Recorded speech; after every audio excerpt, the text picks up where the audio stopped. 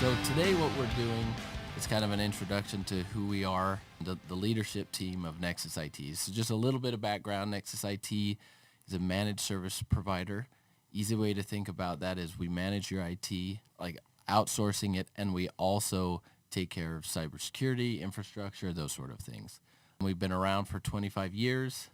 One of the things that we try to do, a mission of our company, is to elevate IT for the entire industry, not just for MSPs, but for anyone. We want IT to be the best experience possible. And our tagline that I love to say is Nexus IT, where IT managed, cybersecurity solved, which is pretty cool. So with me today is Josh Hiller. He is the client success manager here at Nexus IT. And what we are going to do is just do a little bit of a quick interview of him, what his journey has been. I'll ask some questions and we'll give his thoughts on there. Josh, is there anything you want to add before we jump in?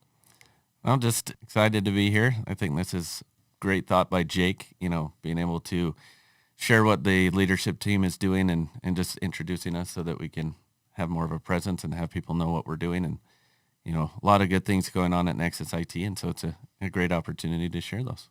Yeah, thank you. All right, so we'll jump in.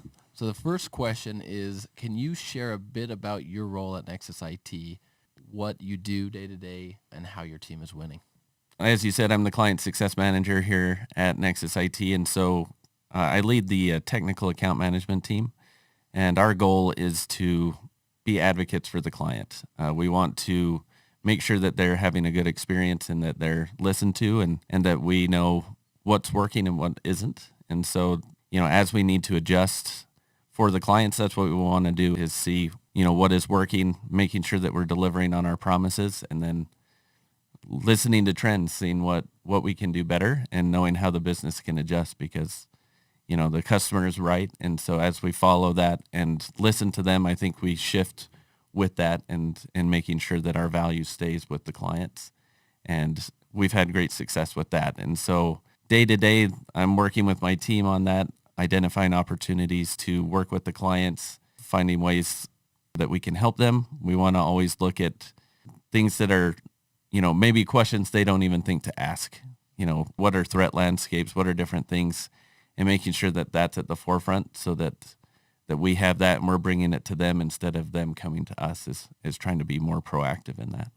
I love that. Tell us about a year and a half ago, we formed the new teams and the structure. What is your team name and what's your team motto? Yeah, so that was fun. The team name for us is Team Tron. So for you nerds out there who watch Tron, his big thing is he fights for the user. And so that's what we wanted as well is that we fight for the user. We even have a Team Tron shirt that we have in there that we fight for the users. I should have worn it actually today, but didn't think of it. Maybe we can throw up a picture. Yeah, Insert picture. Yeah, we'll see.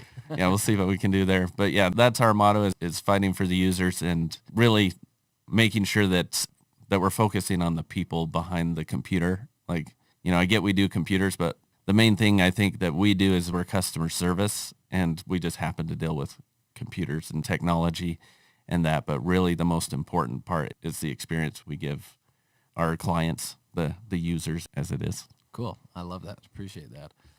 So next, tell us about your journey. What got you, into the field or your passions lie? So like that piece of the journey.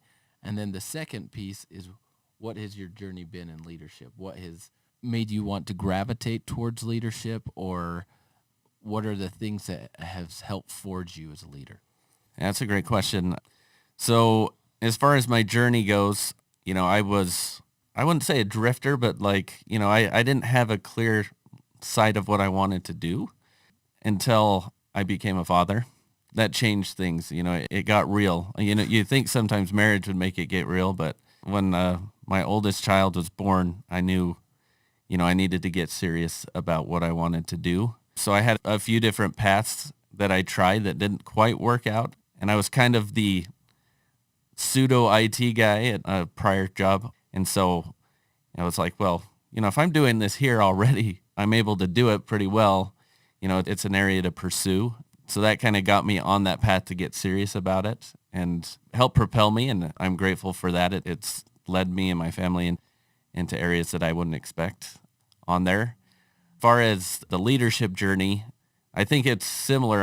As the company was growing, we needed people to step up and lead. It was one of those things. I had listened to a book before about how you can lead when you're not in charge. And some of that is just taking that leadership role, leading by example, or finding things to do, and that just naturally allows people to follow you. As there's something that needs to be done, identifying, if there's not somebody to do it, then it's probably you, and then can just start down that path. And then it kind of led me there. I think leadership is a continual journey, and I'm sure there's things that I'll look back today that I be like, man, I was way off. I think that's part of it, is it's a continual growth, and that's part of the fun with it.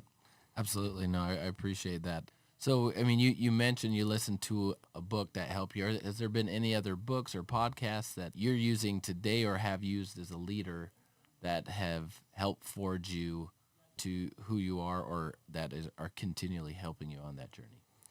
There are lots of books and people. I mean, a lot of YouTube shorts, different things like that I think are helpful, or just listening to people. I really liked Extreme Ownership by Jocko Willink. Anything Simon Sinek.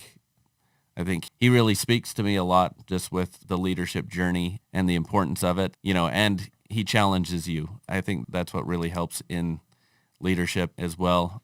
Gary V, I love that guy.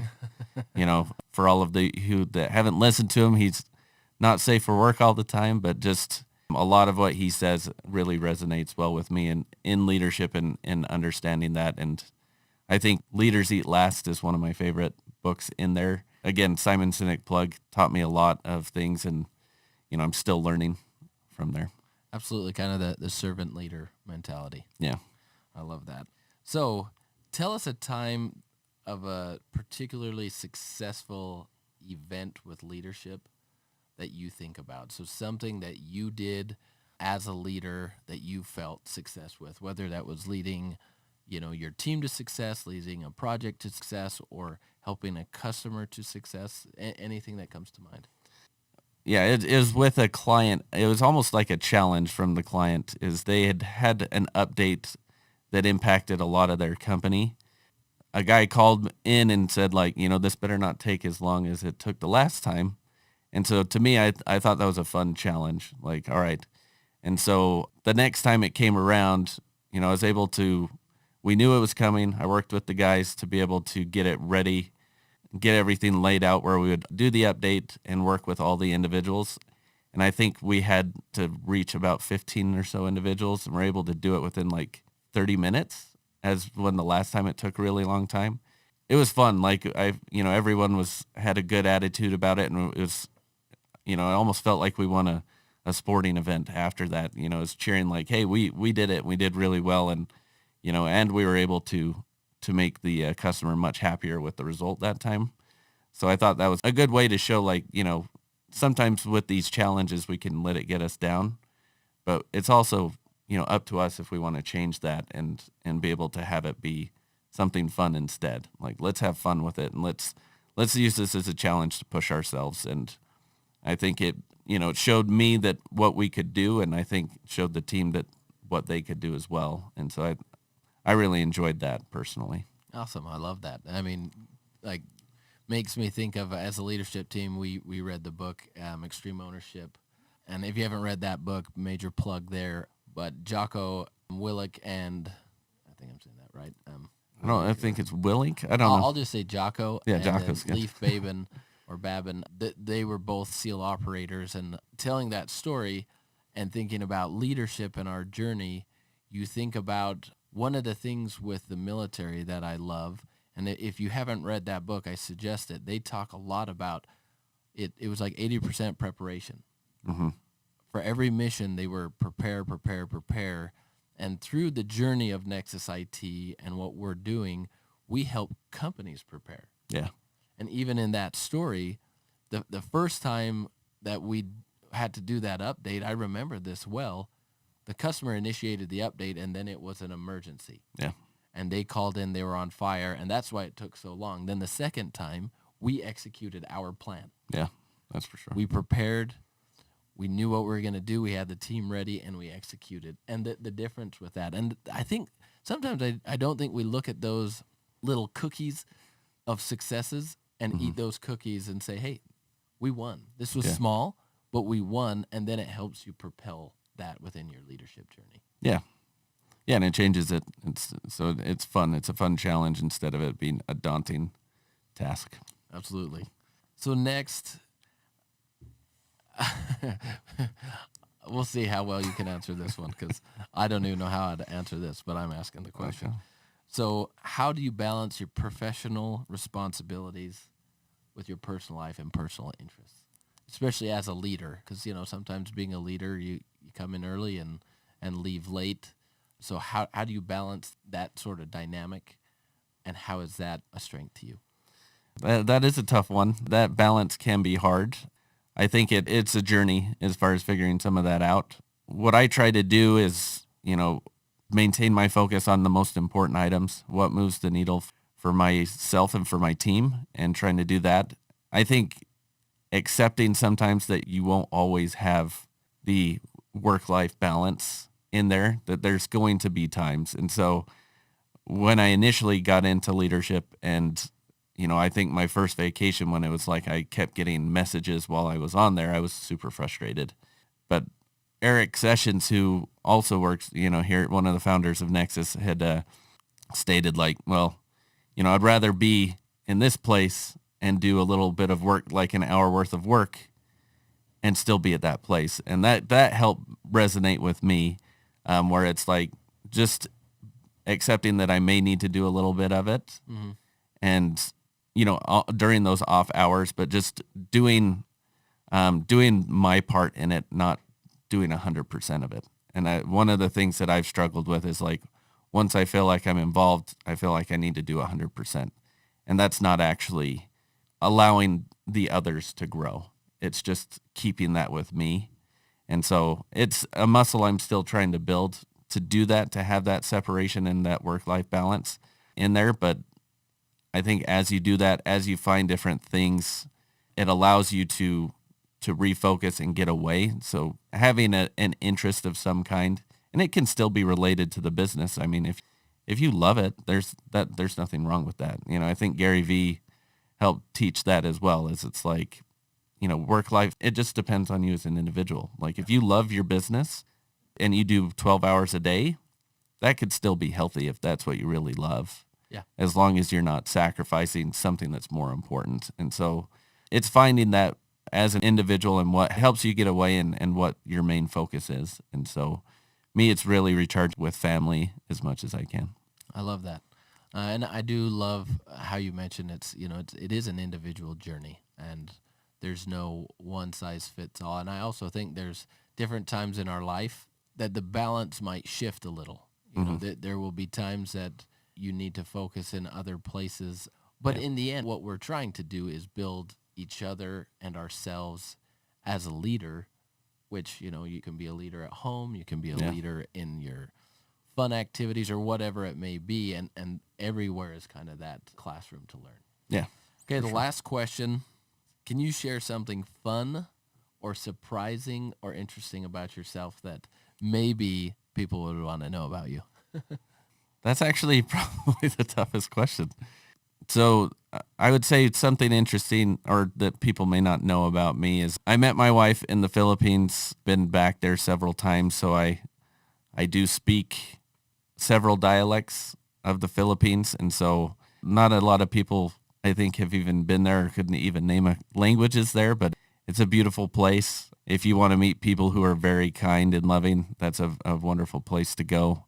Very different type of life, but I envy a lot of their simplicity that they have there. But yeah, so anyone who wants to speak Cebuano with me, anytime, I'd be happy to. Hit them up. So, yeah. Cool. Thank you, Josh. Thanks for sharing your journey, who you are, with us. One thing that I will add is that Josh, when he was, I don't remember the age, he was very much into King Kong, and it was at least 6 months he talked like King Kong.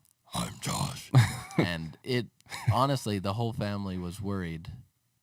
Is he ever going to not speak this way? But as we can see, he's moved past. I moved on. I think it's just proof that I was committed at a young age Yeah. to things, So like, I probably should have been an actor. I was already committed to a role that I hadn't even been cast in. Yeah, But method acting as King Kong. yeah, How many people? yeah. How can many do that? people can do that? But I lost it. It's just like Step Brothers. I lost my dinosaur. Thought I could come back to being King Kong, but I lost it. Yeah. It's gone. So Yeah. don't It's give not up. even a skill. Yeah, it's not a skill.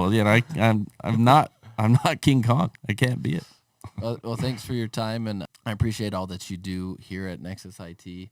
I mean, that in the end, that's what we do is we work with people, serve people. Our driver is IT, but in every business, you're working with and serving people. So thank you for all that you do. Thanks, everyone, for attending. And my closing tagline will be, stay classy, San Diego. That's right.